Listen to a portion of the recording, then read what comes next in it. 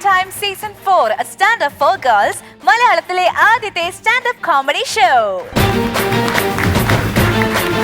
ശരി, അതെപ്പോഴും ലൈഫ് നമുക്ക് തരുന്ന ഒരു ബ്യൂട്ടിഫുൾ ഗിഫ്റ്റ് ആണ്.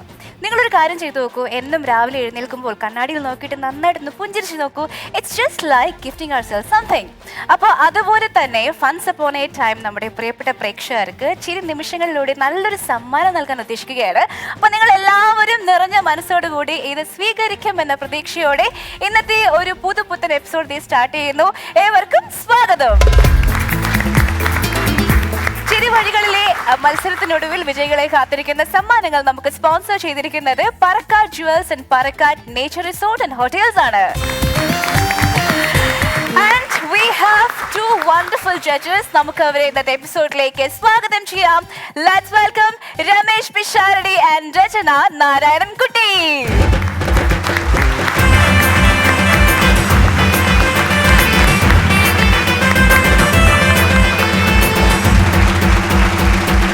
ഈ അവതരണത്തിൽപ്പെട്ട ഞാൻ പറഞ്ഞല്ലോ, രാവിലെ എണീറ്റ് ഉടനെ കണ്ണാടി നോക്കി ഒന്ന് പുഞ്ചിരിച്ചാൽ അത് അവനവന് കൊടുക്കുന്ന ഒരു ഗിഫ്റ്റ് ആണെന്ന്. ഈ ഗിഫ്റ്റ് കൊടുക്കാറുണ്ടോ അതോ വെറുതെ ഗൂഗിൾ നോക്കി ഇന്നത്തെ എപ്പിസോഡ് തുടങ്ങാൻ ഒരു കാര്യം കണ്ടുപിടിച്ച് പറഞ്ഞതാണോ? എവിടെ കണ്ടാലും ഞാൻ നോക്കിയിട്ടൊക്കെ പോകാറുണ്ട്. ഞാനും രാവിലെ എണീറ്റ് കഴിഞ്ഞാൽ ഒന്ന് കണ്ണാടിയൊക്കെ നോക്കി ഒരു അല്ല, പുറത്തിറങ്ങുന്നതിന് മുമ്പ് എല്ലാ മനുഷ്യനും ഒന്ന് കണ്ണാടി നോക്കും. ഞാൻ ചോദിച്ചത് അതല്ല, രാവിലെ എണീറ്റ് ഉടനെ ഫസ്റ്റ് പ്രിഫറൻസ് ആയിട്ട് കാണിക്കുന്ന ഒരു കണ്ണാടി നോട്ടമാണോ എന്നുള്ളതാണ്. അല്ലെങ്കിൽ നമ്മള് മനുഷ്യര് പൊതുവെ ഒരു ഇച്ചിരി നാസിസ്റ്റ് ആണ്. നമുക്ക് എവിടെയെങ്കിലും ഒരു വഴിയിൽ യാത്ര പോകുന്ന ഒരു ഡിസോർഡർ അല്ല, അത് ഉപയോഗിക്കാൻ പോകുന്ന വാക്കാണ്. അങ്ങനെയേ മനുഷ്യന് ജീവിക്കാൻ പറ്റുള്ളൂ. അങ്ങനെയാണ് എല്ലാ മനുഷ്യരും ജീവിക്കുന്നത്. എല്ലാ മനുഷ്യനും ലോകത്തെ അളക്കുന്നതിന്റെ അളവെന്ന് പറയുന്നത് അവനവനാണ്. അവനവനെ വെച്ചിട്ട് അവനവൻ ഭൂമിയുടെ നടുക്ക് നിൽക്കുന്നു എന്ന് കരുതിയിട്ടാണ് ചുറ്റും എപ്പോഴും അളക്കുന്നത്. അങ്ങനെ പറ്റൂ. അത് ബോധപൂർവം ചെയ്യുന്നതല്ല, അങ്ങനെയാണ് നമ്മൾ ഉണ്ടാക്കിയേക്കുന്നത്. പക്ഷെ അതൊരു ഡിസോർഡർ ആണ് ശരിക്കും. അല്ല, ജീവികൾ പോലും അങ്ങനെയാണ്. അങ്ങനെ പറ്റൂ.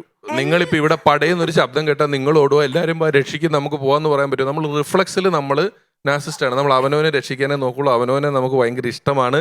ഏതെങ്കിലും ഒരു വഴിയിൽ നിങ്ങൾ വെറുതെ ഒരു കണ്ണാടി ഫിറ്റ് ചെയ്ത് അവിടുത്തെ നടത്തത്തിന്റെ സ്പീഡ് കുറയുന്നത് നിങ്ങൾക്ക് കാണാൻ പറ്റും. നടന്നു പോകണം, അവിടെ നിൽക്കും, നോക്കും, ഒന്ന് ശരിയാക്കും, പിന്നെ നിൽക്കും. അങ്ങനെ നിൽക്കും. ലിഫ്റ്റ് കയറിയാൽ കണ്ണാടി ഉണ്ടെങ്കിൽ 8 or 10 നില പോയാലും നമുക്ക് അവനവനെ കണ്ടോണ്ട് നിൽക്കാൻ പറ്റും. എന്തിനാണ് ലിഫ്റ്റ് കണ്ണാടി വെച്ചിരിക്കുന്നത്? അല്ല, അതിന്റെ കഥ എനിക്കറിയാം. പറയൂ. കഥയുണ്ട്. ഇവിടെ അല്ല, ന്യൂയോർക്ക് സിറ്റിയിൽ നടന്നൊരു കഥയാണ്. ഒരു മൾട്ടി സ്റ്റോറി ബിൽഡിംഗ് ആണ്. അവിടെ ഇതുപോലെ ഒരു എലിവേറ്റർ ഉണ്ടായിരുന്നു. പക്ഷെ കുറെ നാളുകൾക്ക് ശേഷം അതിന്റെ ഫംഗ്ഷനിങ് ഭയങ്കര സ്ലോ ആയിട്ട് അവിടുത്തെ ടെനൻസ് ഒക്കെ കംപ്ലൈന്റ് ചെയ്തു. ഒരു അർജന്റ് മീറ്റിംഗ്, ഇതിനൊരു സൊല്യൂഷൻ വേണ്ടിയിട്ട് ഒരു അർജന്റ് മീറ്റിംഗ് വിളിച്ചു കൂട്ടി. അതിൽ കുറെ സ്റ്റാഫ് എല്ലാവരും ഉണ്ടായിരുന്നു. അതില് ഒരു വളരെ യങ് ആയിട്ടുള്ള സൈക്കോളജി പഠിച്ചൊരു ആള്. അപ്പൊ ബേസിക്കലി ബോറടിയാണ് റീസൺ ഉണ്ടായിരുന്നത്. അപ്പോൾ he came with a solution. Like ഇതിന്റെ ലിഫ്റ്റിന്റെ ഉള്ളിൽ ഒരുപാട് മിറേഴ്സ് വെച്ച് കഴിഞ്ഞാൽ ആൾക്കാർക്ക് അങ്ങോട്ടും ഇങ്ങോട്ടും അവരെ തന്നെ ആസ്വദിച്ചുകൊണ്ട് നീങ്ങുമ്പോ ആ സമയം പോകുന്നത് അറിയില്ല. അങ്ങനെയാണ് ലിഫ്റ്റിന്റെ ഉള്ളിൽ മിറേഴ്സ്. മനസ്സിലായല്ലോ? കഥയാണ്. കഥാന്ന് രചന പറഞ്ഞിട്ടല്ലേ പറഞ്ഞത്. അങ്ങനെയും ഒരു കഥ ഉണ്ട്. ശരിക്കും തന്നെയാണ് ഇതിന്റെ ശാസ്ത്രീയമായ വശം എന്ന് പറയുന്നത്. ഒരുപാട് പേർക്ക് ക്ലസ്ട്രോഫോബിയ എന്ന് പറയുന്ന അസുഖമുണ്ട്. ഇത് ചെറുതായിട്ട് നിൽക്കുമ്പോ, ചെറിയ സ്ഥലങ്ങളിൽ നിൽക്കുമ്പോൾ അവനൊരു ഭയം വരും. ഈ സ്ഥലം ചെറുതാന്ന് തോന്നുന്നു. 4 ഭാഗത്തും മിറർ വരുമ്പോ ഇതിങ്ങനെ അൺലിമിറ്റഡ് ആയിട്ട് നമുക്ക് 4 ഭാഗത്തേക്കും സ്ഥലം ഉള്ളതുപോലെ തോന്നും. ഒന്നത്. 2 ലിഫ്റ്റുകളുടെ 2 സൈഡിലും ഈ നമ്മൾ കയറുന്നതിന്റെ 2 സൈഡിൽ ഒരു 1.5 അടി വീത സ്ഥലമുണ്ട്. അവിടെ ഒരാൾ ഇങ്ങനെ ഒളിച്ചു നിന്നാൽ നമ്മൾ ഡോർ തുറക്കുന്ന സമയത്ത് നമുക്ക് അകത്ത് വേറൊരാളുണ്ട്, കാണാൻ പറ്റൂല. അകത്തെ ഫുൾ വിസിബിലിറ്റിക്ക് വേണ്ടിക്കും ഈ ഭയം പാടുന്നതിനും കൂടിയിട്ടാണ് പിന്നീട് ഈ ന്യൂയോർക്കിലെ സംഭവത്തിന് ശേഷം ഞാൻ പറഞ്ഞു കേട്ടിട്ടുണ്ട്.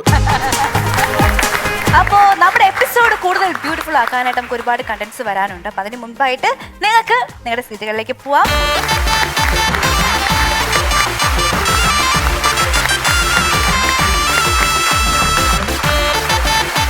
നമ്മുടെ ഇന്നത്തെ എപ്പിസോഡിൽ നമുക്കൊരു ഗസ്റ്റ് ഉണ്ട്. ഈ ഗസ്റ്റിനെ കുറിച്ച് പറയുകയാണെങ്കിൽ നിരവധി ചിത്രങ്ങളിൽ നല്ല രസകരമായ റോൾസ് ചെയ്ത് നമുക്ക് എല്ലാവർക്കും പ്രിയങ്കരനായി മാറിയിരിക്കുന്ന ശ്രീ സുബീഷ്.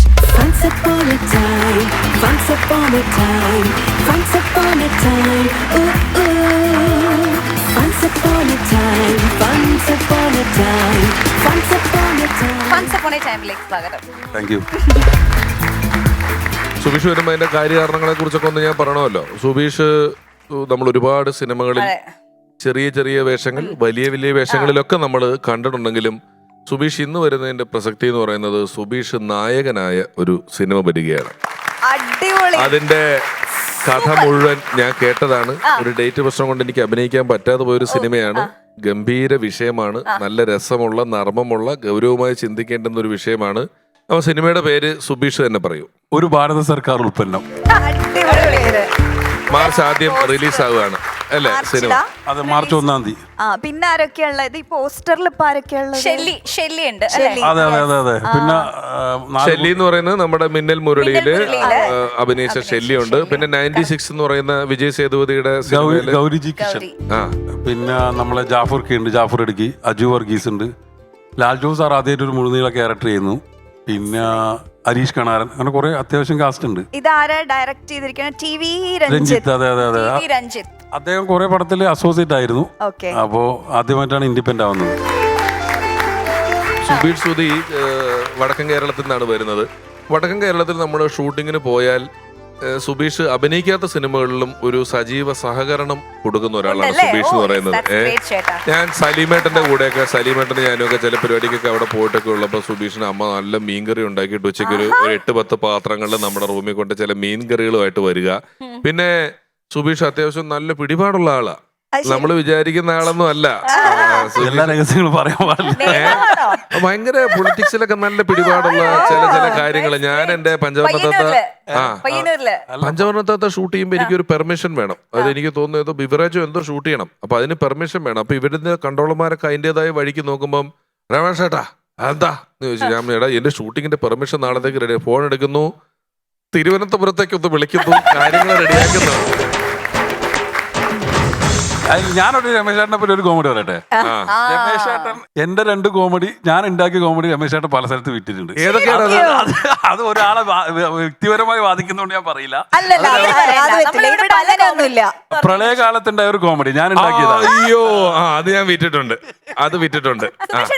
അതൊന്ന് പറയോ? രമേശ് ചേട്ടൻ പറയാൻ പറ്റില്ല. അല്ല ഇതിപ്പോ എല്ലാം പറഞ്ഞു. അല്ല, പ്രളയകാലത്ത് കോമൺ ആയിട്ട് ഒരു ഞങ്ങളുടെ സുഹൃത്ത് ഒരു ആൽബം ചെയ്തു. അപ്പൊ ആൽബം ചെയ്തിട്ട് അത് യൂട്യൂബിൽ ഇട്ട ശേഷം അതിലൊരു കമന്റ് വന്നു, ഈ ആൽബത്തിൽ നിന്ന് കിട്ടുന്ന എല്ലാ വരുമാനവും ഗവൺമെന്റിന്റെ ദുരിതാശ്വാസ നിധിയിലേക്ക് കൊടുക്കും. കാരണം യൂട്യൂബിൽ ഒരു ആൽബം ഇട്ട് അതിൽ നിന്നൊരു വരുമാനം കിട്ടുക എന്നൊക്കെ പറയുന്നത് എവിടെയോ കിടക്കുന്ന കാര്യമാണ്. നിസ്സാര വ്യൂസേ ഉള്ളൂ ഈ ആൽബത്തിനും. അപ്പൊ ഇങ്ങനെ ഒരു കമന്റ് ഇട്ട ശേഷം അതൊന്നും ആരും ശ്രദ്ധിച്ചിട്ടില്ലെങ്കിൽ ഇവന് ഞാൻ ഇങ്ങനത്തെ ചില കാര്യങ്ങളിലാണ് അങ്ങോട്ടും ഇങ്ങോട്ടും വിളിക്കും. അപ്പൊ അത് കഴിഞ്ഞിട്ട് ഇവൻ ഒരു ദിവസം എന്നെ വിളിച്ചിട്ട് പറഞ്ഞു, രമേശ് ചേട്ടാ അപ്പം എനിക്ക് തോന്നുന്നു മുഖ്യമന്ത്രി വിദേശത്തെങ്ങാണ്ട് പോയി, ഷാർജയിൽ പോയിട്ടുണ്ട്. അപ്പം പറഞ്ഞു നമ്മുടെ മുഖ്യമന്ത്രി പിണറായി വിജയൻ സഖാവ് ഇവിടെ പോയപ്പം ഷാർജയിൽ പോയപ്പം അവരവിടുന്ന് 8-10 കോടി രൂപ പിരിച്ചിട്ട് കൊടുക്കാൻ വേണ്ടി വന്നപ്പോൾ മുഖ്യമന്ത്രി പറഞ്ഞു വേണ്ട, എനിക്കിപ്പോ ആൽബത്തിൽ നിന്ന് പൈസ കിട്ടിയിട്ടുണ്ട്, ഇനിയൊരു വെള്ളപ്പൊക്കം വരുവാണെങ്കിൽ ഞാൻ ആവശ്യം വരുവാണെങ്കിൽ ഞാൻ ചോദിക്കാം അപ്പൊ തന്നാ മതി, ഇപ്പൊ എനിക്ക് ആവശ്യത്തിൽ കൂടുതൽ പൈസ ആൽബത്തിൽ നിന്ന് കിട്ടിയിട്ടുണ്ടെന്ന് പറഞ്ഞു എന്ന് പറഞ്ഞ് ഇവൻ എന്നോട് പറഞ്ഞു. ഞാൻ അതിന്റെ കോപ്പി അന്ന് ഞാൻ ഏതോ ലൊക്കേഷൻ നിൽക്കും അപ്പൊ തന്നെ കോപ്പി അടിച്ച് വിറ്റ് കുറെ കോപ്പി പോയി. അത് നീ പറഞ്ഞ സത്യമാണ്. എന്തായാലും നമ്മുടെ ഷോയിൽ ഭാഗമാകാൻ വന്നതിൽ ഒരുപാട് സന്തോഷം. എന്നാ സീറ്റിലേക്ക് പോവാം. ഓക്കെ,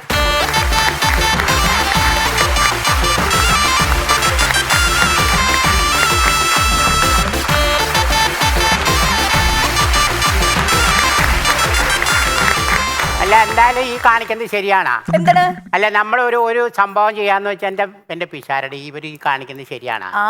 സുബീഷോ? അല്ല ആരാ സുബീഷോ എന്ന കാര്യമാണോ പ്രശ്നം? നമസ്കാരമുണ്ട്. നമസ്കാരം. കാര്യമല്ല പറഞ്ഞേ, അതായത് ഞാൻ പറഞ്ഞുതരാം രചന മോളെ, ആ മക്കളെ എല്ലാം മൊഞ്ചത്തിയിലാണല്ലോ. നമ്മുടെ ഈരാനിക്കേണ്ടില്ല, നമ്മുടെ ചായക്കട മാറി നമ്മളൊരു ഹോട്ടൽ തുടങ്ങിയില്ലേ, അപ്പൊ ഈ ഹോട്ടലിന്റെ മാർക്കറ്റിംഗ് ഒന്ന് ഡെവലപ്പ് ചെയ്യണമെന്നും പറഞ്ഞിട്ട് ഒരു ബ്ലോഗറെ വിളിച്ചോണ്ട് വന്നു. ഡിജിറ്റൽ മാർക്കറ്റിംഗ് വളരെ അതൊക്കെയാണ്. ഈ ബ്ലോഗർ വന്നിട്ട് അവൻ 3 കുഴിമന്തി കഴിച്ചു. അതുകൂടാണ്ട് ഷഹായി ചിക്കൻ അത് ഇത് എല്ലാം കൂടി പിന്നെ കുറെ പാഴ്സലും കൊണ്ടുപോയി അവൻ. എല്ലാം ടേസ്റ്റ് ചെയ്ത് നോക്കണ്ടേ? ഇതെല്ലാം കഴിഞ്ഞിട്ട് അവൻ കുറെ ഏതാണ്ടൊക്കെ ഷൂട്ടിങ് ചെയ്തു. അത് കഴിഞ്ഞിട്ട് ഞാൻ കാശ് ചോദിച്ചപ്പോ പറയാണ്, കാശാ ബ്ലോഗർമാര് ശരിക്കും പൈസ കൊടുക്കാറില്ല, ഇതിന് കാശ് അങ്ങോട്ട് കൊടുക്കണോ? അയ്യോ, അങ്ങനെ എൻ്റെ കയ്യിൽ നിന്ന് 1500 രൂപ മേടിച്ചിട്ട് അവൻ പോയി കളഞ്ഞു. പിറ്റേ ദിവസം ഞാൻ അവൻ്റെ യൂട്യൂബ് ചാനലിൽ കയറി നോക്കിയപ്പോൾ 100 സബ്സ്ക്രൈബേഴ്സും ഉണ്ട്, 150 ലൈക്കും ഉണ്ട്, 350 ഹോട്ടലിൽ നിന്ന് അവന് ഊണും കഴിച്ചിട്ടുണ്ട്. പെട്ടെന്ന് ആളെ വിളി, അടുത്ത ആളെ വിളി. ശരി, എന്നാ പിന്നെ ഇന്നത്തെ പണി തുടങ്ങാം. അപ്പോ കണ്ടസ്റ്റന്റ്സിനെ വിളിക്കുന്നു. Let's welcome Kavya, Srinivas and Maheshwari.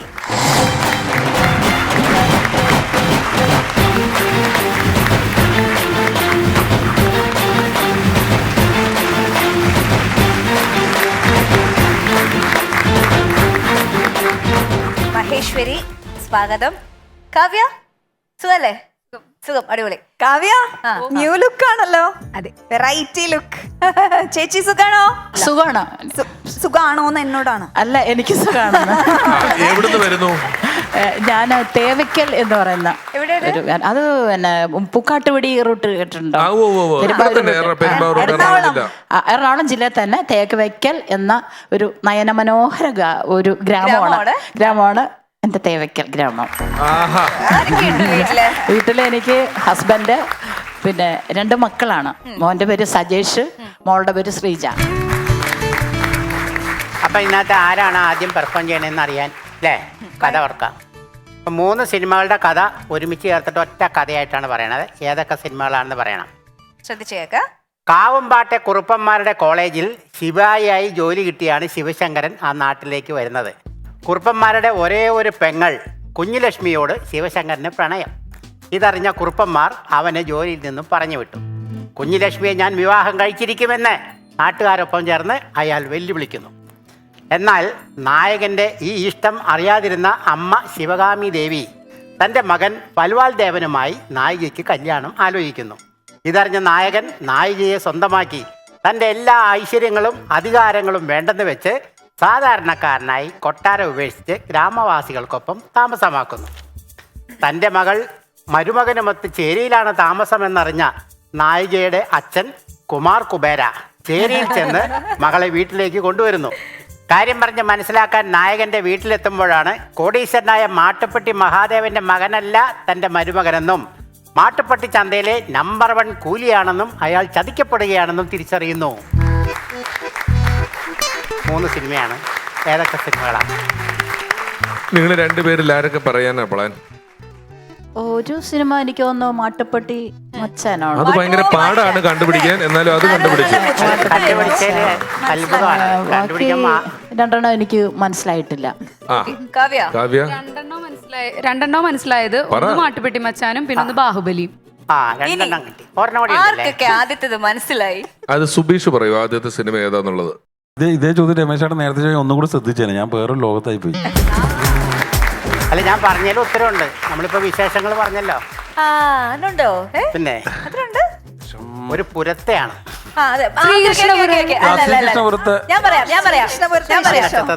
ശ്രീകൃഷ്ണപുരത്ത് നക്ഷത്രത്തിലൊക്കെ എനിക്ക് കിട്ടി. ശരി, ഡയാന പറ. അപ്പൊ ഇനി ആദ്യത്തെ പെർഫോമൻസ് ഡയാനയുടെ. അപ്പൊ തമ്മിൽ കൂടുതൽ പറഞ്ഞത് കാവ്യാണ്. അതുകൊണ്ട് കാവ്യ ഫസ്റ്റ് പെർഫോമൻസ്. നമുക്ക് അങ്ങോട്ട്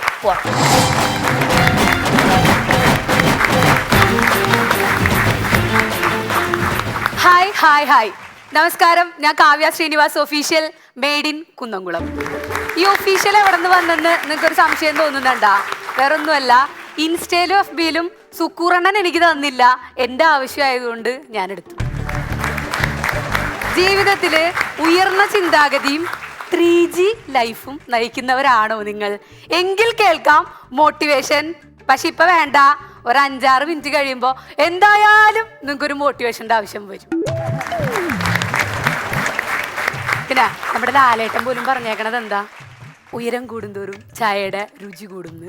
ഞാനൊരു ലാലേട്ടൻ ഫാൻ ആയതുകൊണ്ട് തന്നെ ഞാനിന്നിവിടെ പറയാൻ പോകുന്നത് ചായകളെ കുറിച്ചാണ്.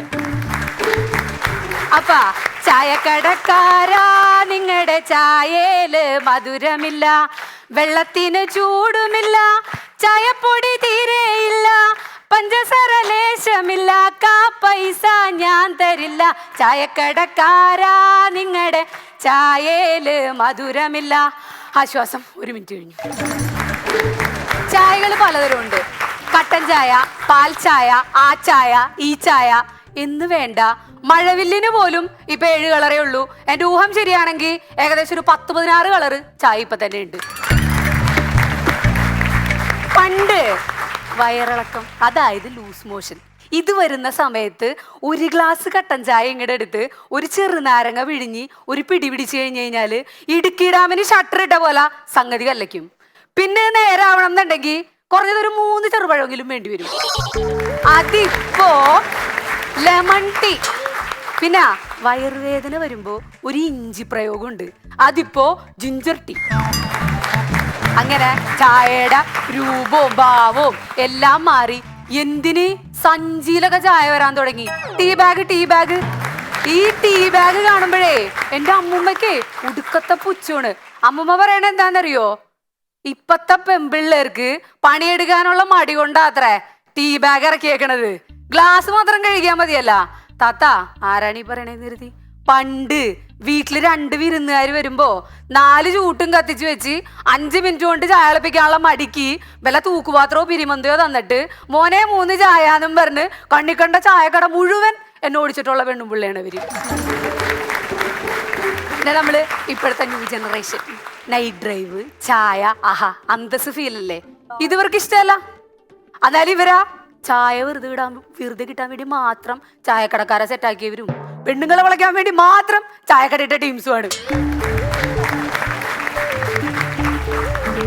ഇവർക്ക് ഇപ്പോ നമ്മൾ വല്ല 500 രൂപയുടെ പെട്രോൾ അടിച്ച് 7 രൂപയുടെ ചായ കുടിക്കാൻ വേണ്ടി ഇടുക്കിയിലോ വയനാട്ടിലോ പോണത് വലിയ വിഷയം. ചായയും പ്രണയവും തമ്മിൽ ബന്ധമുണ്ട്. അത് ഈ പ്രണയിക്കുന്നവർ മുഴുവൻ ചായ കുടിക്കുന്നതുകൊണ്ടല്ല. എന്താണെന്നറിയോ? അത് അറിയണം എന്നുണ്ടെങ്കിൽ നമുക്കൊരു 10,000 വർഷം പുറകിലേക്ക് പോകണം. പണ്ട് തേയിലയും പച്ചവെള്ളവും തമ്മിൽ ഭയങ്കര പ്രണയത്തിലായിരുന്നിട്ടാ. പക്ഷെ തേയിലയുടെ വീട്ടുകാർ അപ്പാടെ അങ്ങ് എതിർത്ത് പഞ്ചസാര ഇട്ട് കല്യാണം ഉറപ്പിച്ചു. ഇതറിഞ്ഞ പച്ചവെള്ളം തീ ചാടി ആത്മഹത്യക്ക് ശ്രമിച്ചു. ഇതറിഞ്ഞ പാടെ തേയില വന്നു ഒരൊറ്റ ചാട്ടം വെള്ളത്തിലൂട്ടി. അങ്ങനെ തിളച്ചു മറിഞ്ഞുകൊണ്ടിരിക്കുന്ന സമയത്ത് നമ്മുടെ മൊയ്തീൻ നിന്റെ മൊയ്തീനിൽ പറ കാഞ്ചനമാല പറയണ പോലെ അപ്പൂടെ സ്നേഹിക്കുന്നതിൽ 1000 വരട്ടി മൊയ്തീൻ എന്നെ സ്നേഹിക്കണമെന്ന് പറഞ്ഞിട്ട് പഞ്ചാര അങ്ങോട്ട് എടുത്ത് ചാടി. അങ്ങനെയാണ് ചായ ഉണ്ടായത്. പക്ഷെ അത് കഴിഞ്ഞിട്ട് വലിയൊരു ട്വിസ്റ്റാണ് നടന്നത്. ഈ ചായ അരിച്ച സമയത്ത് തേയിലേനെ അങ്ങോട്ട് ഒറ്റക്കാക്കിയിട്ട് പഞ്ചസാരയും വെള്ളവും നൈസായിട്ട് സ്കൂട്ടായി തേപ്പ്. അതിനുശേഷം ആ സങ്കടത്തില് തേയില നടന്നങ്ങ് തേക്കാൻ തുടങ്ങി. അതിൽ നിന്നാണ് ഇത്രയും ചായ വന്നത്. രമേശ് ചേട്ടാ ഏകദേശം എത്ര ചായ കുടിച്ചിട്ടുണ്ട്? 15-20 തരം കുടിച്ചിട്ടുണ്ടാവും. അത്രയും ടൈം എടുത്താ സെറ്റ് ആവാൻ? രജനി ചേർക്കലും ചായ കൊടുത്തിട്ടുണ്ടാ? ധാരാളം. നിങ്ങളാ? ചായക്കടയല്ലേ മക്കളെ? അതെനിക്കറിയാം. അങ്ങനെയല്ലേ സെറ്റ് ആയത്. അല്ല, എൻ്റെ ലൈഫിലൊരു ചായ ആയിട്ട് കഥയുണ്ട്. കാരണം ഈ ഭാരത സർക്കാർ, ഞാൻ വളരെ ഇതായിട്ട് പറയാണ്, ഓപ്പണായിട്ട് പിന്നെ പറയാണ്. അപ്പോൾ ഈ ഭാരത സർക്കാർ ഉണ്ടാവാൻ കാരണം ഒരു ചായയുടെ കഥ. കാരണം പയ്യന്നൂരിൽ നിന്ന് കാഞ്ഞങ്ങാടേക്ക് ഞാനും സുഹൃത്തുക്കളും ചായ കുടിക്കാൻ വർഷങ്ങൾക്ക് മുമ്പേ. അപ്പോൾ ഇതേപോലെ അവിടെ ഇതിൻ്റെ ഒരു പ്രൊഡ്യൂസർ കൃഷ്ണേട്ടൻ അവിടെ ഉണ്ട്. അപ്പോൾ ഞാൻ സിനിമ നടന്ന് പരിചയപ്പെട്ടു. ആ സൗഹൃദം നമ്മൾ ഭയങ്കരമായിട്ട് പടർന്ന് പന്തലിച്ചു. അപ്പം ഇന്ന് അദ്ദേഹമാണ് ഈ പടത്തിൻ്റെ ഒരു പ്രൊഡ്യൂസർ. അപ്പോൾ ചായ ഉണ്ടായ ഒരു സിനിമയാണിത്. അപ്പോൾ ഞാനിത് പറഞ്ഞപ്പോൾ എൻ്റെ ഒരു ഇൻസിഡൻസ് ഓർത്തതാണ്. എൻ്റെ ലൈഫിൽ ഞാനാകെ ഒരൊറ്റൊരുത്തന് ചായ കൊടുത്തുള്ളൂ. ഇവൻ എന്നെ പെണ്ണ് കാണാൻ വന്ന് എല്ലാ വീട്ടിലെയും പോലെ തന്നെ നേരത്തെ സെറ്റാക്കി വെച്ച പാൽ ചായയും കൊണ്ട് ഞാൻ ചെന്നപ്പോ ഇവന്റെ ഒരു ഒടുക്കത്തെ ഡയലോഗ്, കട്ടൻ ചായയെ കുടിക്കൂ. അപ്പൊ ഇപ്പുറത്ത് നിന്നിട്ട് എൻ്റെ അമ്മ, എൻ്റെ മോള് നന്നായി കട്ടൻ ചായ ഇടുമെന്ന്. എവിടെ? 5 മിനിറ്റ് മുമ്പും കൂടി കട്ടൻ ചായക്ക് കടുക് വെറുക്കണോന്ന് ചോദിച്ചാൽ ഞാൻ എന്തോ ആവട്ടെ എന്ന് കരുതി എങ്ങനെയോ തട്ടിക്കൂട്ടി ഒരു ചായ ഇടിച്ച്. ഇവൻ അതുകൊണ്ട് തീർന്നില്ല. ആ ഒരു ഒറ്റിരിപ്പിന് അവൻ എന്നെ കൊണ്ട് 32 ചായ ഇടിച്ച്. കൈയടിക്ക്. ഇത് കഴിഞ്ഞിട്ട് ഇത് കണ്ട എൻ്റെ വീട്ടുകാരില്ലേ, അപ്പ തന്നെ പിടിച്ച് കെട്ടിച്ചിട്ടവൻ എന്നാ. എന്നിട്ട് ആദ്യ രാത്രി പോലും ഇവൻ എന്നെ കൊണ്ട് കട്ടൻ ചായ കുടിപ്പിച്ച്. അത് പിന്നെ കർമ്മമണ്ഡലത്തിലെ പുരോഗതിക്കും ഉത്തിഷ്ടകാര്യം ഫലപ്രാപ്തിയിലെത്താനും വീട്ടിലെ അംഗസംഖ്യ കൂട്ടുന്നതിനും ഉന്മേഷത്തിനും ഉണർവിനും കട്ടൻ ചായ ഉത്തമമെന്ന് എനിക്ക് മനസ്സിലായി. അങ്ങനെ അംഗസംഖ്യ കൂടിക്കൂടി റേഷൻ കടക്കാരൻ പറഞ്ഞു പുതിയ റേഷൻ കാർഡ് ഉണ്ടാക്കാൻ. പുള്ളി ചായ കൂടി നിർത്തില്ലാന്ന് എനിക്ക് ഉറപ്പായതുകൊണ്ട് ഞാൻ പരിപാടി അങ്ങോട്ട് നിർത്തി.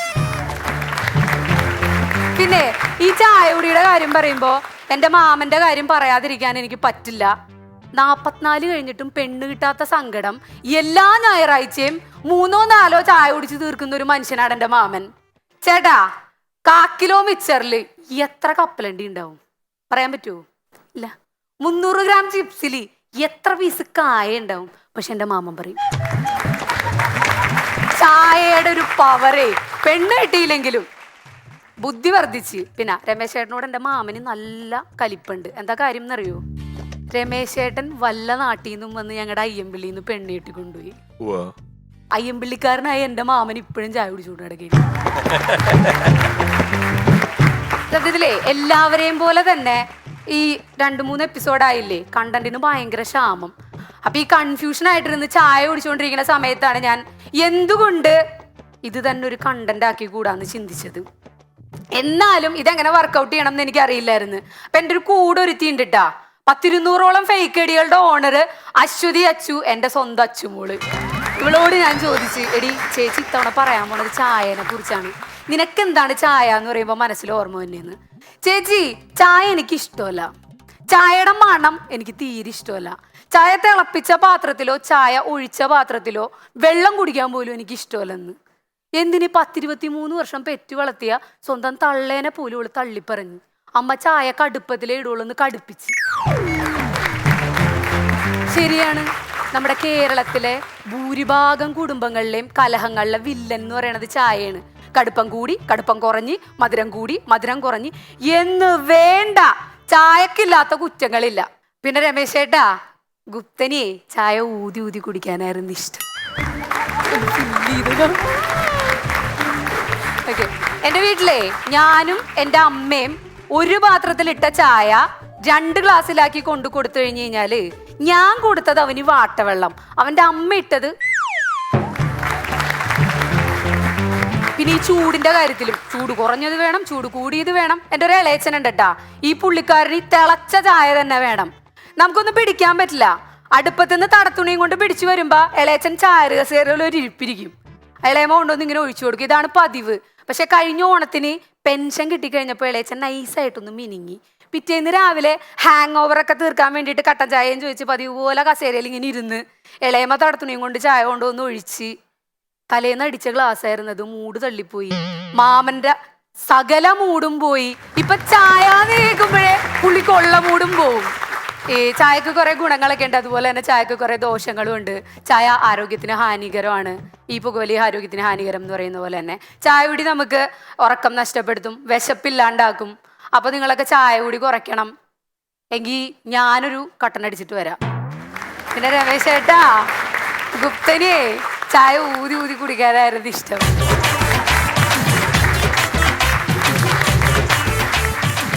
കാവ്യക്ക് നല്ലൊരു കൈയ്യടി എടുക്കാം. നല്ല ടോപ്പിക്. എനിക്ക് ചായ എന്ന് കേൾക്കുമ്പോൾ തന്നെ എനിക്ക് ഭയങ്കര റിഫ്രഷിംഗ് ആയിട്ട് തോന്നുന്ന ഒരു സംഗതിയാണ്. എൻ്റെ ഒരു ചെറിയ അഡിക്ഷനാണ് ചായ എന്ന് പറയുന്നത്. നന്നായിട്ട് പ്രസന്റ് ചെയ്തു കേട്ടോ, നന്നായിരുന്നു. ഞങ്ങളുടെ എന്റെ വീടിനടുത്ത് ഒരു ചായക്കടയിൽ ഒരാളുണ്ട്, പുള്ളിക്കും ചായ അഡിക്ഷനാ. 4 മണിയായ ചായ അഡിക്ഷൻ തുടങ്ങും പുള്ളി, കുറെ അഡിക്ഷൻ, അങ്ങനെ അഡിക്ഷൻ കുറെ ചായ കൊടുക്കും. എനിക്ക് 24 മണിക്കൂറിൽ എപ്പോ തന്നാലും ഞാൻ ചായ കുടിക്കും, എനിക്ക് ഭയങ്കര ഇഷ്ടമാണ്. നല്ല രസമായിരുന്നു കേട്ടോ കാവ്യ. ഈ നമ്മളോട് ഇപ്പൊ ഡയാന 24 മണിക്കൂറിൽ എപ്പോ തന്നാലും ചായ കുടിക്കും എന്ന് പറയുമ്പോ നമുക്ക് ഒരു പ്രത്യേക കൗതുകം തോന്നുന്നുണ്ടല്ലോ. ചോറും ഉണ്ണും, ചായ മാത്രല്ല എപ്പോ കൊടുത്താലും ചോറും ഉണ്ണും, പഴവും തന്നെ ഒക്കെ ഓക്കെ. അല്ല അല്ല രമേശ് ചേട്ടാ, അല്ല ഞാൻ പറയാം. കാവ്യ നല്ല പെർഫോമൻസ് ആയിരുന്നു, വെരി നൈസ് പെർഫോമൻസ്. പക്ഷെ ഇപ്പൊ ഒരു ഫാഷനാണ്, ഞാൻ ചായയും കാപ്പിയൊന്നും കുടിക്കില്ല എന്ന് പറയുന്നത് ഇപ്പൊ ഒരു ട്രെൻഡാണ്. ഞാനത് അവോയ്ഡ് ചെയ്തു എന്നൊക്കെ പറയുന്നത് ഒരു ട്രെൻഡാണ്. ചായ എത്രത്തോളം വിഷമുണ്ട് എന്ന് എനിക്കറിയില്ല, ഞാൻ ഇപ്പോഴാണ് അത് ശ്രദ്ധിക്കണേ. സ്മോക്കിംഗ് ഇസ് ഇൻജൂറിയസ് എന്ന് പറയുന്ന പോലെ ടീ ഇൻജൂറിയസ് ആണോ എന്ന് എനിക്കറിയില്ല. പക്ഷെ എനിക്കും അറിയില്ല, വെറുതെ പറഞ്ഞതാ. ഞാൻ വിചാരിച്ചു കാര്യമായിട്ട് പറഞ്ഞതാണ്. ഓക്കെ, അത് എന്താ പറയാ, കാരണം അങ്ങനെ പറയുമ്പോ ഒരു വിഷമാ. ചായ ഇനി കുടിച്ച പ്രശ്നമാവോ, ചായ കുടിക്കരുതെന്ന് പറയാറുണ്ട്. അധികം കുടിക്കരുത്, അധികം പ്രശ്നമാണല്ലോ. അതുപോലെ തന്നെയാണ് ചായയും. ചായ ഉണ്ടാക്കണ കാര്യം പറഞ്ഞപ്പോഴേ എൻ്റെ ഒരു സ്റ്റുഡന്റ് ഉണ്ട്, ശരണ്യക്ക് ഒരു ചെറിയ മോളുണ്ട്, പാറു. അപ്പൊ നമ്മൾ ഈ കുഞ്ഞു കുട്ടികളോട് ചോദിക്കൂലോ, അവരെ ഇങ്ങനെ കുക്കിങ്ങിന്റെ ബാലപാഠങ്ങൾ പഠിപ്പിക്കാൻ വേണ്ടിയിട്ട് എങ്ങനെയാ മോളെ ചായ ഉണ്ടാക്കണേ, ഇവളോട് ചോദിക്കേണ്ട ആവശ്യമൊന്നുമില്ല. അപ്പൊ ഇവളുടെ ഒരു ആന്റീനെ വിളിച്ചു പറയാണ്, ഞാൻ ചായ ഉണ്ടാക്കാൻ പഠിച്ചു. അപ്പൊ എങ്ങനെയാ പഠിച്ചത്, എങ്ങനെയാ ചായ ഉണ്ടാക്കുക? ആദ്യം നമ്മള് വെള്ളം തിളപ്പിക്കാൻ വെക്കണം, എന്നിട്ട് കുറച്ചുനേരം ഫോൺ നോക്കണം. വെള്ളം തിളച്ച് വരുമ്പോ നമ്മള് ചായല ഇടണം, പിന്നെയും കുറച്ചുനേരം ഫോൺ നോക്കണം. അത് കഴിഞ്ഞിട്ട് പിന്നെ നമ്മള് പഞ്ചസാര ഇടണം. അപ്പോഴേക്കും ചായ റെഡിയാവും. പിന്നെ ഫോൺ നോക്കിയിട്ട് അത് ഗ്ലാസ് വെച്ച് കുട്ടി അമ്മ കണ്ടുപഠിച്ചിട്ട് പറയുക. അതെ, അങ്ങനെ വളരെ രസകരമായിട്ടുള്ള ഒരു വിഷയത്തിലൂടെ കടന്നുപോയപ്പോൾ കാവ്യക്ക് പ്രസന്റേഷൻ സ്റ്റൈലിൽ കാവ്യ കുറച്ച് ഒരു ഇങ്ങനെ എവിടെയോ ഒന്ന് പിടുത്തം പോലെ ഉണ്ടായിരുന്നു. ആ ഒരു സെക്ഷൻ കൂടി കുറച്ച് കൂടുതൽ ശ്രദ്ധിച്ചാൽ അടിപൊളി. യെസ്. അല്ല കാവ്യേ, ഓ ഈ ചായ ടോപ്പിക്ക് എടുത്തതുകൊണ്ടാണെന്ന് തോന്നുന്നു ടോപ്പ് ചായയുടെ കളറാക്കി കളഞ്ഞു അല്ലേ? ഇത് ചായയുടെ കളർ ചായയുടെ കളറല്ല. എന്നാ കാപ്പി ഹൈബിസ്കസ് ടീ എന്ന് പറയുന്ന ഒരു ചായ ഉണ്ട്, അതിന് ഈ ഈ കളറാണ്. കളറാണോ? അല്ല പല കളർ ചായ ഉണ്ട്. എന്തായാലും നല്ല രസമുണ്ടായിരുന്നു ചായയുടെ ടോപ്പിക്ക് എടുത്തത് നന്നായി. സുബേഷ് ചേട്ടാ, അല്ല ഈ കാവ്യ പറഞ്ഞ കാവ്യന്റെ മാമന്റെ കാര്യം പറഞ്ഞില്ലേ, അതേപോലെ ഞാനും ഇപ്പോഴും ചായ കുടിച്ച് കിടക്കുന്ന ഒരാളാണ്. അല്ല അത് കേരളത്തിലെ മഞ്ചേശ്വരം മുതൽ ഏകദേശം തിരുവനന്തപുരം വരെ ഈ ഇങ്ങനെ ചായ കുടിച്ച് കിടക്കുന്ന ഒരുപാട് ചെറുപ്പക്കാരുണ്ട്. എവിടുത്തെ ചായയാണ് ഏറ്റവും കൂടുതൽ ഇഷ്ടം? ഞാൻ ഇവരെ കുടിക്കാൻ പോയി, എന്റെ സുഹൃത്തുക്കളെ കൂടെ കുടിക്കാൻ പോയിട്ടുണ്ട് ചായ. പക്ഷെ ഞാൻ പറഞ്ഞ ഈ ചായ എന്ന് പറഞ്ഞ പ്രതീക്ഷയും കൂടി, കാരണം ഒരു പെണ്ണ് ചായ ആയിട്ട് വരുന്നു, പിന്നെ ചെക്കൻ കാണുന്നു, ആ ചായ കൂടിയിലാണ് കാര്യങ്ങൾ. ഈ ചായ കൂടിയിൽ ആ ചിരി ഞാൻ ഒരു 5-6 സുഹൃത്തുക്കളോട് പെണ്ണ് കാണാൻ പോയിട്ടുണ്ട്.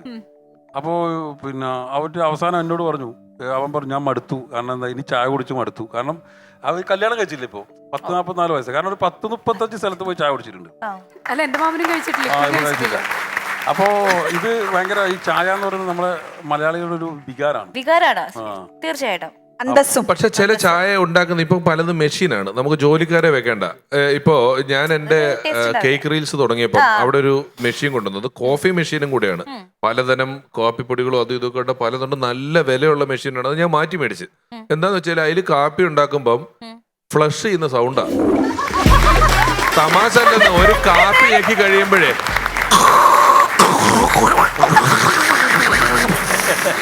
പറഞ്ഞിട്ട് എന്നിട്ട് ഞാൻ മാറ്റി മേടിച്ച്. കാരണം കടിക്കണവനെല്ലാം നോക്കണം ഇത് എന്തായി സംഭവിക്കുന്നതെന്നുള്ള അത്രയും ബഹളമുള്ള മെഷീനെ കൊണ്ടിരുന്നേ.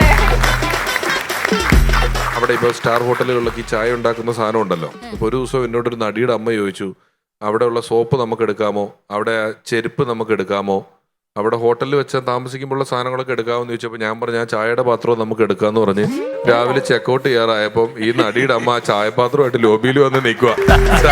റിസപ്ഷനിസ്റ്റ് എന്നിട്ട് അവരുടെ ഇന്ന് പിടിച്ച് മേടിച്ച് എന്നെ അവർ നോക്കുക ചീത്ത വിളിക്കാനായിട്ട്. ഞാൻ ഓടി ഒളിച്ച ആ സമയത്ത്. അടിപൊളി പെർഫോമൻസ് ആയിരുന്നു. Will be back. Thank you.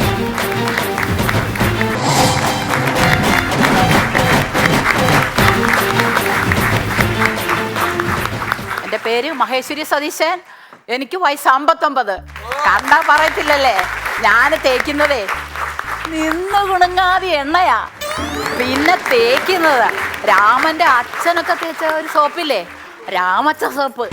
പിന്നെ ഞാനിവിടെ വന്ന് എൻ്റെ കുളിയുടെ കാര്യം പറയാനൊന്നും അല്ല കേട്ടോ. സ്ത്രീ പുരുഷ സമത്വം. സ്ത്രീ അബലയാണ്, ചബലയാണ്, ചെണ്ടയാണ്, മദ്ദളമാണ്, മൃദംഗമാണ്. ഇതൊന്നും അല്ല കേട്ടോ. ഇന്ന് ട്രാക്ടർ ഓടിക്കുന്നു, ടിപ്പർ ഓടിക്കുന്നു, ട്രില്ലർ ഓടിക്കുന്നു. ഇന്ന് അവൾ ഓടിക്കാത്ത വണ്ടികളൊന്നുമില്ല. കെട്ടിക്കയറി ചെല്ലുന്ന വീട്ടിൽ അവൾ ആദ്യം അമ്മായിയമ്മേനെ ഓടിക്കുന്നു, പിന്നെ നാത്തൂമാരെ ഓടിക്കുന്നു, പിന്നെ ഇച്ചിരി ഇല്ലാത്ത ഇറക്കമില്ലാത്ത നിക്കറും ഇട്ട് അവള് ക്രിക്കറ്റ് കളിക്കാൻ വിളിക്കുന്ന അമ്മായിയപ്പനെ. ആകാശമുട്ട വിമാനം ഓടിക്കുന്നു. ഇങ്ങേറ്റം തെങ്ങിന്റെ മണ്ടയ്ക്ക് വരെ കയറുന്നു. പക്ഷെ ഒരു വ്യത്യാസമേ ഉള്ളൂ, ആണുങ്ങൾ തളപ്പങ്ങോട്ട് ഇട്ടിട്ട് തവള ചാടുന്ന പോലെ കയറുമെങ്കിൽ പെണ്ണ് ആ മിഷ്യം വെച്ചിട്ട് വെച്ചടി കയറുന്നു. ഈ വസ്ത്രധാരണത്തിലും മുടി നീട്ടി വളർത്തുന്നതിലും ഏതായാലും പെണ്ണും ചെറുക്കനും കെട്ടക്കി നിൽക്കും. ഒരു ദിവസം വെളുപ്പിനെ 4 മണിക്ക് മുടി നീട്ടി വളർത്തിയ ഒരു രൂപം നടന്നു പോവുമായിരുന്നു. പെട്ടെന്നൊരു ലോറി വന്ന് ബ്രേക്കിട്ട് നിന്നു. ഇതിനെ തട്ടോട് താങ്ങിയെടുത്ത് ലോറിയിലിട്ട്. ഇവരുടെ ഉദ്ദേശം വേറെയായിരുന്നു. ഇട്ട് കഴിഞ്ഞ് മുഖത്ത് നോക്കിയപ്പോഴാണ് നല്ല മീശയും ദീശയൊക്കെ വളർത്തിയ ഒരു ചെറുപ്പക്കാരൻ. ഉടനെ ഈ ലാറി ഇരുന്നവൻ പറയാ, നിനക്കും ഇല്ലാടാ നാറി അമ്മയും പെങ്ങന്മാരും വെളുപ്പാൻ കാലം എവിടത്തെ പറ്റിക്കാനായിട്ട് ഇറങ്ങിയിരിക്കുന്നു. ഒരടിയും കൊടുത്ത് ആ പാവത്തിനെ പറഞ്ഞിട്ട്. പിന്നെ ഈ ബസ്സിൽ കയറുമ്പോൾ നമുക്ക് തോണ്ടലും ചിക്കലും ചൊരടലും ഒക്കെ കേൾക്കാത്ത ആരും ഇല്ലല്ലോ. അങ്ങനെ ഞാനൊരു ദിവസം ഒരു യാത്രയിലായിരുന്നു. ഞാൻ കയറി, എനിക്ക് സീറ്റ് കിട്ടി, ഞാൻ ഒതുങ്ങി അങ്ങോട്ട് ഇരുന്ന് കഴിഞ്ഞപ്പോൾ ഉണ്ടറാ ചെറിച്ചില് തുടങ്ങി. അപ്പം ഞാൻ എന്ത് ചെയ്തു, എനിക്കെൻ്റെ പുറം ചൊറിഞ്ഞെന്ന് പറഞ്ഞാൽ എനിക്കെന്ത് നഷ്ടം വരാനാ. ഞാൻ അങ്ങനെ ഇരുന്നു. ഇത്തിരി കഴിഞ്ഞപ്പോൾ എനിക്ക് ചൊറിച്ചിൽ ഇവിടെയൊക്കെ ചൊറിയില്ല. അപ്പം ഞാൻ പറഞ്ഞു, മോനെ ഒന്ന് തിരിഞ്ഞു നോക്കിയപ്പോൾ എൻ്റെ മോൻ്റെ അത്രയേ ഉള്ളൂ. മോനെ ആ ചൊറിയുന്നതിൻ്റെ ഒരു ഇച്ചിരി മുമ്പോട്ടൊന്ന് നല്ലപോലെ ഒന്ന് ചൊറിഞ്ഞതാ. ചേച്ചിക്കാണെങ്കിലേ ഈ കൈ അങ്ങോട്ട് എത്തുന്നില്ല, കൈക്ക് വേദനയുണ്ടേ, നല്ലപോലെ ചൊറിഞ്ഞതാ. ഏതായാലും മോൻ ചൊറിയുന്നു, ഛേദമില്ലാത്തൊരു ഉപകാരം എന്ന് പറഞ്ഞതല്ലേ ഈ ചെറുക്കൻ. അങ്ങനെ അപ്പം വണ്ടി നിന്നു. ഇവൻ കൂസലില്ലാതെ അങ്ങോട്ട് ഇറങ്ങിപ്പോയി. പിന്നെ എൻ്റെ വീടിനടുത്ത് ഒരു ഇറച്ചിക്കടയുണ്ട്. ഇറച്ചിക്കട. അപ്പം എൻ്റെ പേരക്കുട്ടിയുടെ പേര് ആദിദേവെന്നാ. അപ്പം ഞാൻ പറഞ്ഞു ആദിക്കുട്ടാ 1 കിലോ ഇറച്ചി ഇങ്ങോട്ട് മേടിക്കുക. അപ്പോൾ അവൻ പറഞ്ഞു അമ്മമ്മ ഞാൻ പോകത്തില്ല അമ്മമ്മ, എനിക്ക് ആങ്കിളിനെ കണ്ടാൽ പേടിയാണ്. അയാളെങ്ങനെ നല്ല വയറും വെച്ച് നല്ല കൊമ്പമീശയും വെച്ച് കണ്ട ഒരു ഭീമനെ പോലെ തോന്നും. ആ ഇറച്ചി വെട്ടുന്ന കത്തിയും പിടിച്ച് എപ്പോഴും നിൽക്കരുത്. ഈ കത്തിയൊന്നും താഴെ ഇടുകയല്ലേ ഇയാൾ. അപ്പോൾ എന്നാൽ അമ്മാമ്മ പോകാൻ പന്നെ, എനിക്ക് ആങ്കിളിൻ്റെ പേടിയാന്ന് അവനെ പറഞ്ഞു കഴിഞ്ഞു. പോകാൻ പന്നെന്ന് പറഞ്ഞാൽ ഞാൻ ചെന്ന് കഴിഞ്ഞപ്പോഴേ ഞാൻ ചോദിച്ചു ഇപ്പോൾ ഇറച്ചി കിലോയ്ക്ക് എത്രയാ? അപ്പോൾ ഇയാൾ പറയുന്നേ 350 രൂപ, ചേച്ചിക്ക് എത്ര കിലോ വേണം? ഞാനങ്ങ് അതിശയിച്ചു പോയി. അപ്പം എന്താണെന്ന് വെച്ചാൽ ഈ നമ്മൾ പറഞ്ഞു വന്നത് സ്ത്രീ പുരുഷ സമത്വം. അപ്പം ഈ സൗണ്ടിൻ്റെ കാര്യത്തിലും സ്ത്രീയും പുരുഷനായിട്ട് ഏകദേശം ഇത്തിരി സാമ്യമുണ്ട്. പിന്നെ പണ്ട് കാലം മുതലുള്ളതാണ് ഈ മദ്യപിച്ചിട്ട് വന്നിട്ട് നമ്മൾ പിന്നെ ഭാര്യമാരെ എടുത്തിട്ട് അടിക്കുന്നത്. അപ്പം എൻ്റെ വീടിൻ്റെ അടുത്ത് ഒരു ചേട്ടനും ചേച്ചി ഉണ്ടായിരുന്നു. ഈ ചേട്ടൻ കുടിച്ചിട്ട് വരുമ്പം തന്നെ ചേച്ചിയുടെ അപ്പനെ അമ്മേനെ ഒക്കെ പറഞ്ഞ് ചീത്ത പറഞ്ഞുകൊണ്ടേ വരുള്ളൂ. അപ്പം ഇങ്ങനെ വന്നു കഴിയുമ്പോൾ ഈ ചേച്ചിക്ക് ഇങ്ങനെ ചൊറിഞ്ഞ് കയറും ഇത് കേൾക്കുമ്പോൾ. അപ്പം ചേച്ചി എന്ത് ചെയ്യുന്നറിയോ, അങ്ങോട്ടും പറയും. അങ്ങോട്ടും ഇങ്ങോട്ടും പറഞ്ഞു കഴിയുമ്പോൾ ഈ ചേട്ടൻ ചേച്ചിയെ കുനിച്ച് നിർത്തി നല്ല ഇടി കൊടുക്കും. ആദ്യമൊക്കെ ഈ ചേച്ചിക്ക് വലിയ വിഷമം കരച്ചില്ല. പിന്നെ ചേച്ചിക്ക് ഈ ഇടി കൊള്ളുന്ന ഒരു ഹരമായി. ഈ ഇടി കൊള്ളാതെ ഈ ചേച്ചിക്ക് ഒരു ദിവസം മുന്നോട്ട് പോകാൻ പറ്റത്തില്ല. അപ്പം അങ്ങനെ ചേട്ടൻ ഒരു ദിവസം വന്നപ്പോൾ ഉണ്ടല്ലോ ഒരു റിയാക്ഷനില്ല. ചേട്ടൻ നേരെ അകത്തേക്ക് പോയി കിടക്കുന്നു, പുതച്ചുകൂടി കിടക്കുന്നു. അപ്പം ചേച്ചി എനിക്ക് ഇടി ഇപ്പം കിട്ടും.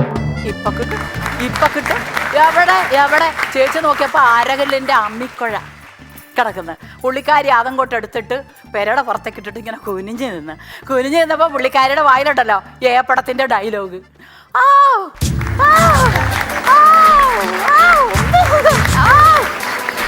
പിന്നെ നമ്മൾ മണിയറ കാണാത്തവരാരും ഇല്ലല്ലേ. വിവാഹം കഴിച്ചവരെല്ലാവരും മണിയറ കാണും. അപ്പം ഈ മണിയറയിൽ നമ്മൾ ഈ മണവാളൻ ഇങ്ങനെ കയ്യിൽ മുല്ലപ്പൂവും ഒക്കെ ചുറ്റി ഇവിടെ സ്പ്രേ വേണമെങ്കിൽ വായിൽ സ്പ്രേ അടിച്ച് അങ്ങനെ ഇരിക്കുമ്പോൾ മണവാട്ടി പതുക്കെ കുണുങ്ങി അതിൻ്റെ കൂട്ടുകാരത്തികൾ വന്ന് അതിനെ അങ്ങോട്ട് തള്ളും. ഈ മണവാള പാല് കൊടുത്താലേ ഊച്ചത്തുള്ളൂ. ഇത് നേരെ തിരിച്ചാകാമല്ലോ. ഈ മണവാളം കുണുങ്ങി വന്ന് മണവാട്ടിക്ക് പാല് കൊടുത്ത് മണവാട്ടി കുടിച്ചതിൻ്റെ ബാക്കി മണവാളിനെ കുടിച്ചാൽ എന്താ, അവിടെ ഒരു സമത്വം കൊണ്ടുവരണം. നിങ്ങൾ കല്യാണം കഴിക്കാത്തവരുണ്ടെങ്കിൽ ഇതൊന്ന് മനസ്സിൽ വെച്ചോളാം. ഈ മണിയറയുടെ കൺട്രോള് എപ്പോഴും മണവാട്ടിയുടെ കയ്യിരിക്കണമെന്നാണ് പറയുന്നത്. ഇത്രയും പറയപ്പോൾ എൻ്റെ ആദ്യ രാത്രിയുടെ കാര്യം പറയണമല്ലോ.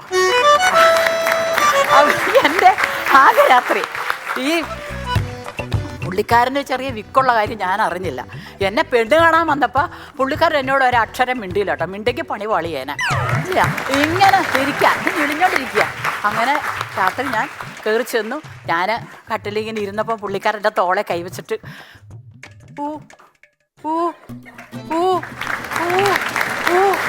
അപ്പോൾ എനിക്കൊന്നും മനസ്സിലായപ്പോൾ ഞാൻ ഓർത്ത് ഉറങ്ങാൻ പറയുമായിരിക്കുന്നു. ഉറങ്ങിക്കോ എന്ന് പറയാമായിരിക്കും. ഞാൻ തലയാട്ടി ഞാൻ ആ കട്ടിലിൻ്റെ അടുത്ത് ആദ്യമായിട്ടല്ലേ തൊട്ടില്ല എന്ന് പറഞ്ഞാൽ അപ്പോൾ അതൊക്കെ ഒന്ന് കിടന്നു. അങ്ങനെ ഞങ്ങളുടെ ആദ്യ രാത്രി ശൂന്യമായിപ്പോയി. രാവിലെ ആയപ്പോഴത്തേക്ക് ഞാൻ ചോദിച്ചു ചേട്ടൻ എന്താ ചേട്ടാ എന്നോട് ചോദിച്ചത്? അതാ ഉമ്മ തരുമോന്ന് ചോദിച്ചതാ. അന്നെനിക്കിത് മനസ്സിലായില്ല. ഞാനൊട്ട് ഉമ്മ കൊടുത്തുമില്ല. ഇപ്പോഴും ദേ ആ ഉമ്മയും ചോദിച്ചോണ്ട് പുള്ളിക്കാരൻ എൻ്റെ പുറകെ നടക്കുക. സ്ത്രീകളുടെ സ്വത്താണല്ലോ പേറും പേറ്റുനോവ് ഇങ്ങോട്ട് വന്നു കഴിഞ്ഞാൽ ലേബർ റൂമിൽ ഭാര്യ കിടന്ന് കുത്തിമറിയും വേദന എടുത്ത്. പക്ഷേ ഈ ഭർത്താവ് നമ്മൾ ശ്രദ്ധിച്ചിട്ടില്ലേ, ചുമ്മാ ഇങ്ങനെ ഒലാത്തുക. ടെൻഷൻ കാണുമായിരിക്കില്ലെന്ന് പറയാൻ പറ്റത്തില്ല. പക്ഷേ ആ സമയത്ത് ഈ പുള്ളിക്കാരൻ്റെ ഒരു പല്ലുവേദനയെങ്കിലും വരാൻ പാടില്ലേ? ഇല്ലേ, ഒരു പല്ലുവേദനയെങ്കിലും വന്ന് അങ്ങനെ ഒരു സമത്വം വേണം. അപ്പോൾ ഒന്നുമില്ലെങ്കിൽ പല്ല് പറിക്കുമ്പോൾ വേദന മാറി, പ്രസവിച്ചു കഴിയുമ്പോൾ പ്രസവനെ മാറി. അപ്പം രണ്ടും ഒരു തുല്യതയിൽ വന്നു.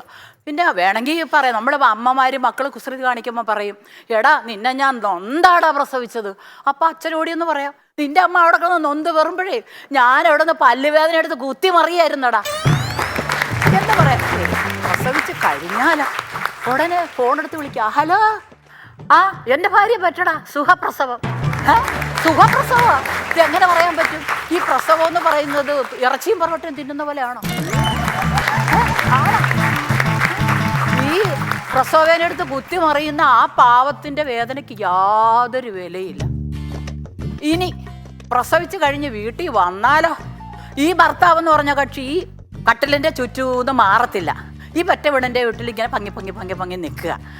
പണ്ട് കാലത്ത് അങ്ങനെയൊന്നും അല്ല, നിർത്തത്തില്ല എന്ന് പറഞ്ഞാൽ ഒരു മനുഷ്യൻ ഈ പെറ്റ പെണ്ണിൻ്റെ അടുത്ത് വരാൻ പാടില്ലെന്നുള്ളത്. ഏതായാലും 3 മാസം കഴിയണം 144 പ്രഖ്യാപിക്കുന്ന പോലെ, അത് കഴിഞ്ഞ് കയറാൻ പാടുള്ളൂ. പിന്നെ എൻ്റെ ഒരു അനിയത്തിയുടെ പേര് ശ്യാമളയെന്നാണ്, അനിയൻ്റെ പേര് സുഗുണൻ.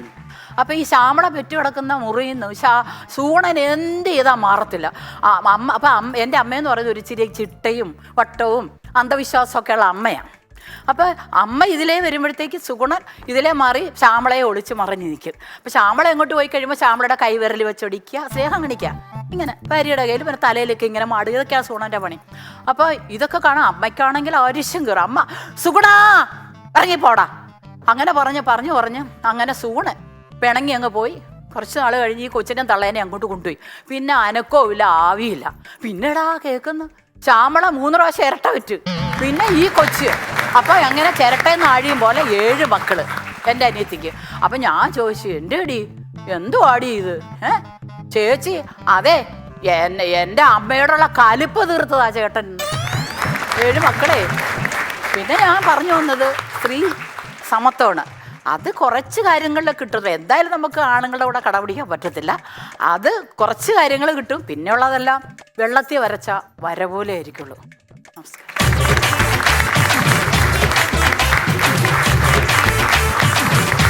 മഹേശ്വരി ചേച്ചി കലക്കി ഡാൻസ് പഠിച്ചിട്ടുണ്ടല്ലേ? ഇല്ല. നന്നായിരുന്നു. ചേച്ചി പറഞ്ഞ പല കാര്യങ്ങൾക്കും എനിക്കും അതേ അഭിപ്രായം തന്നെയാണെന്ന് പറയേണ്ടി വരുന്നു. രവിശേട്ടാ എങ്ങനെയായിരുന്നു? എനിക്ക് ഏത് കാര്യത്തിന് അഭിപ്രായം ആദ്യം പറ.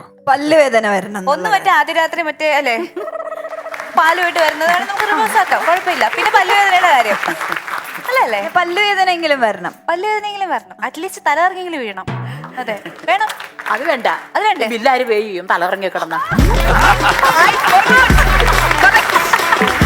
ശരിയാണ്. നമ്മുടെ മഹേശ്വരി ചേച്ചി 59 വയസ്സ്. 59 വയസ്സ്.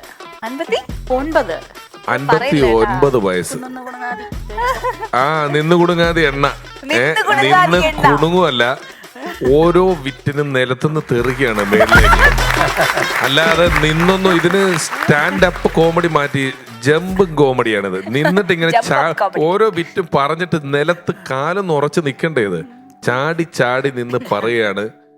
എല്ലാ തമാശകളും വർക്കൗട്ടായി, എല്ലാ തമാശകളും സ്വന്തം ശൈലിയിൽ അതിൻ്റെ മീറ്ററിൽ കൊണ്ടുവന്ന് വയ്ക്കുന്നു. ഇടയ്ക്കൊക്കെ എവിടെയെങ്കിലും ഒന്ന് ആലോചിക്കുന്നതായിട്ടോ എന്തെങ്കിലും ഒന്ന് ചിന്തിക്കുന്നതായിട്ടോ അങ്ങനെ ഒന്നും നമുക്ക് തോന്നുന്നില്ല. ഇങ്ങനെ അഴിച്ച് വിടുകയാണ്, അനസ്യൂതം പറഞ്ഞങ്ങ് പോവുകയാണ്. പല ചാനലുകളും സ്റ്റാൻഡപ്പ് കോമഡിയുടെ ഒരു ഇൻഡിപെൻഡൻറ്റ് ഷോ തുടങ്ങാൻ നോക്കുകയും പലതവണ പരാജയപ്പെടുകയും ചെയ്തൊരു സാഹചര്യത്തിൽ നമ്മളിങ്ങനെ ഒരു ഉദ്യമം നടത്തി നമ്മുടെ ഗ്രൂമേഴ്സും നമ്മുടെ പിന്നിൽ പ്രവർത്തിക്കുന്ന ഒരു ആളുകളെ അന്വേഷിച്ച് കണ്ടുപിടിക്കുന്ന ഒരു പ്രോസസ്സ് വളരെ കുറച്ച് പേരേ ഉള്ളൂ. അതിനകത്ത് ഇങ്ങനെയുള്ള ചില ആൾക്കാർ നമ്മുടെ പരിപാടിയിലോട്ട് വരുമ്പോഴാണ് നമ്മൾ എടുത്ത തീരുമാനം വളരെ നന്നായിരുന്നുവെന്നും ഇതിനൊരു പർപ്പസ് ഉണ്ടെന്നും ഈ പരിപാടി കൊണ്ട് നമുക്കൊരു ഗുണമുണ്ടായി എന്നൊക്കെ തോന്നുന്നത് ആരെങ്കിലുമൊക്കെ ഈ പരിപാടിയിൽ നിന്ന് പുറത്തേക്ക് വരുമ്പോഴാണ്. അല്ലേ, ഒരു പരിപാടി കുറേ നാൾ ചെയ്തു, കുറച്ച് പൈസ അവരും ഉണ്ടാക്കി നമ്മളും ഉണ്ടാക്കി, അത് തീർന്നു, അതിൽ നിന്ന് ആരും പുറത്തേക്ക് വരുന്നില്ല എന്ന് പറയുന്നതിൽ ഒരു സുഖമില്ല. ഇത് അങ്ങനെയല്ല, ഗംഭീര പ്രകടനമായിരുന്നു, സൂപ്പറായി. മഹേശ്വരി ചേച്ചി എനർജറ്റിക്, ബോംബ്ലാസ്റ്റിക്, സിൻഡലേറ്റിംഗ്, ഇനി എന്തൊക്കെ പറയാൻ പറ്റുമോ അങ്ങനെയുള്ള ഒരു പെർഫോമൻസ്. ഒരു രക്ഷയില്ല. ഒന്നിന് മെച്ചമായിരുന്നു. മെച്ചം എന്നൊന്നും പറഞ്ഞാൽ പോരാ, നമ്മളെയൊക്കെ ചിന്തിപ്പിക്കുന്ന രീതിയിലുള്ള പല പല പല കാര്യങ്ങൾ എടുത്തിട്ട് ഇങ്ങനെ ആയാൽ കൊള്ളാലോ എന്ന് ഞങ്ങൾക്കൊക്കെ, ഞങ്ങളുടെ ഈ ജനറേഷനും അവരുടെ ആ ജനറേഷനും ഒക്കെ ഒരു തോന്നിപ്പിക്കുന്ന രീതിയിൽ ചേച്ചി പറഞ്ഞ പല കാര്യങ്ങളും, ഒപ്പം തന്നെ ചേച്ചിയുടെ എക്സ്പീരിയൻസ്, ജീവിതം എന്ന് പറയുന്ന എക്സ്പീരിയൻസ്, അതിൻ്റെ ഒരു സ്ട്രെങ്ത് ഉണ്ടല്ലോ, അത് ഫുൾ ഈ പെർഫോമൻസിലുണ്ടായിരുന്നു. ഇതുപോലെ തന്നെ ചേച്ചിക്ക് ഗംഭീരമായിട്ട് നല്ല നല്ല വിഷയങ്ങളെ പറ്റി സംസാരിക്കാൻ ചേച്ചിക്ക് പറ്റട്ടെ എന്ന് ആത്മാർത്ഥമായിട്ട് ആഗ്രഹിക്കുകയാണ്. പല്ലുവേദന എനിക്ക് ഇഷ്ടപ്പെട്ടു. എന്തായാലും നല്ല ക്ലവറാണ് ആള്, നല്ല ബുദ്ധിശാലിയാണ്. കാരണം ഈ സ്റ്റാൻഡപ്പ് ഫോർ ഗേൾസ് എന്നുള്ള ഫ്ലോറിൽ വന്നിട്ട് പെണ്ണുങ്ങളെ പിടിച്ചെടുക്കാൻ പറ്റിയ ഒരു വിഷയം ആയി തന്നെ കണ്ടുപിടിച്ചതിൽ നല്ലൊരു കൈ കൊടുക്കുക. സ്ത്രീ സമത്വം എന്ന് പറഞ്ഞ കണ്ട നല്ല ഉഷാറായിട്ടിരുന്ന് കൈയടിക്കണ കണ്ട അവർക്കൊക്കെ ഇഷ്ടപ്പെട്ടിട്ടുണ്ട് സംഭവം. ഇപ്പൊ സ്ത്രീ പുരുഷ സമത്വം അത് നല്ല ടോപ്പിക്കാണ്. അത് കണ്ടുപിടിച്ചാൽ നല്ലൊരു കൈയടിയുണ്ട്. എന്തായാലും നന്നായിട്ട് വരട്ടെ. നല്ല പെർഫോമൻസ് ആയിരുന്നു. അല്ല, അത് ചേച്ചി പറഞ്ഞൊരു കാര്യം നമ്മളെ പടയ സിനിമയായിട്ട് കണക്ട് ഉണ്ട്. എന്ന് വെച്ചാൽ ഈ ഓരോ പുരുഷന്മാർ ഓരോ സ്ത്രീകളുടെ കലിപ്പ് തീർത്ത് അങ്ങനെ നമ്മുടെ നാട് ഇന്ത്യ അങ്ങനെ കലിപ്പ് തീർത്ത് ചൈനയെ തോൽപ്പിച്ചു. ശരിക്കും നമ്മുടെ സിനിമയുടെ ഒരു ക്യാപ്ഷൻ രമേശ് ചേട്ടൻ്റെ ഷോ ആണ് ഞാനിത് പറയുന്നത്.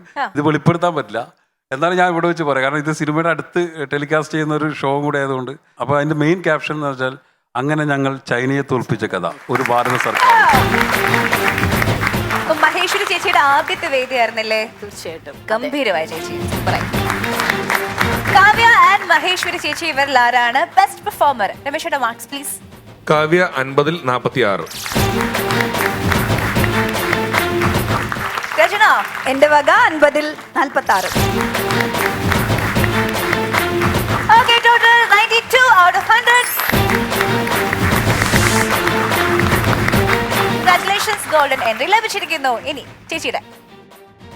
ചേച്ചിക്ക് ഞാൻ രചനയെ ഒരേ മാർക്കാണ് ഇട്ടിരിക്കുന്നത് അല്ലേ? അപ്പൊ ഞങ്ങൾ രണ്ടുപേരും കൂടെ ചേച്ചിക്ക് കൊടുക്കുന്നു 50-ൽ 49.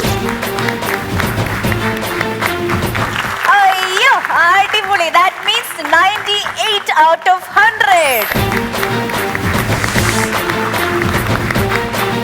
Very good. ഫസ്റ്റ് വേദി 100-ൽ 98 മാർക്ക് ലഭിച്ചിരിക്കുന്നു. ഗോൾഡൻ എൻട്രി ലഭിച്ചിരിക്കുന്നു. വീണ്ടും പറഞ്ഞു കേട്ടോ, വീണ്ടും വരില്ലേ? തീർച്ചയായിട്ടും. ഓക്കെ, അപ്പോൾ best performer is Maheshwari. Prize കൊടുക്കാനായിട്ട് രമേശ് ഏട്ടാ, Rachana please. Once Upon a Time season 4 മത്സരാർത്ഥികളെ കാത്തിരിക്കുന്നത് പറക്കാട് ജുവൽസ് നൽകുന്ന സമ്മാനം.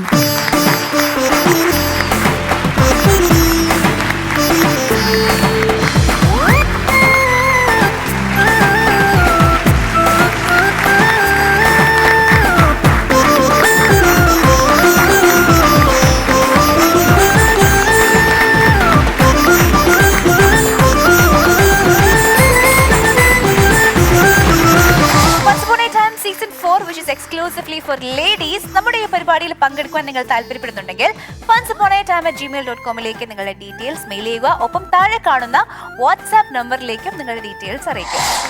അങ്ങനെ ഇതോടുകൂടി ഇന്നത്തെ എപ്പിസോഡ് നമ്മൾ വൈൻഡ് അപ്പ് ചെയ്യുകയാണ്. നമുക്ക് എല്ലാവർക്കും വീണ്ടും കാണാം. Until then, bye.